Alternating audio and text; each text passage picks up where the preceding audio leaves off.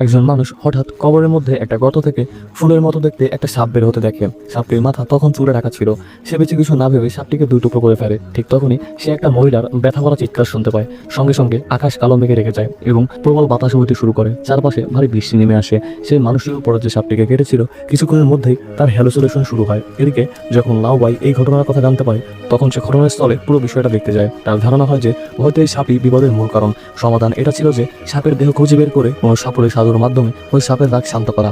লাউবাই প্রথমে নিজের গায়ে লবণ ছিটায়, একটি মুদ্রা কবরের মধ্যে ফেলে দেয়। এরপর কবর করতে শুরু করে। এমন সময় দূরে কিছু শিয়াল তাকে তাকিয়ে তাকিয়ে দেখছিল।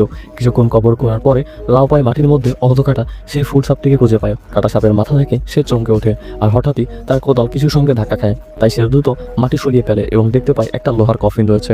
এটা দেখে লাউবাই ভয় পেয়ে যায়। তখন আশ্চর্যজনকভাবে সেখানে এক মহিলা এসে উপস্থিত হয় এবং সে ওখানে এসে লাউবাইকে কফিন না ছোঁয়ার পরামর্শ দেয়, কারণ এটা আজব ধরনের ছিল। কিন্তু লাউবাই কিছু লোকদেরকে ডেকে মাটি থেকে সেই লোহার কফিন বের করে আনে এবং সেটা একটা গাড়িতে ভরে পার্শ্ববর্তী মন্দিরের দিকে রওনা দেয়। পরবর্তী পার্ট দেখতে ভিডিওতে একটি লাইক দিয়ে চ্যানেলটি সাবস্ক্রাইব করে আমাদের সাথেই থাকুন।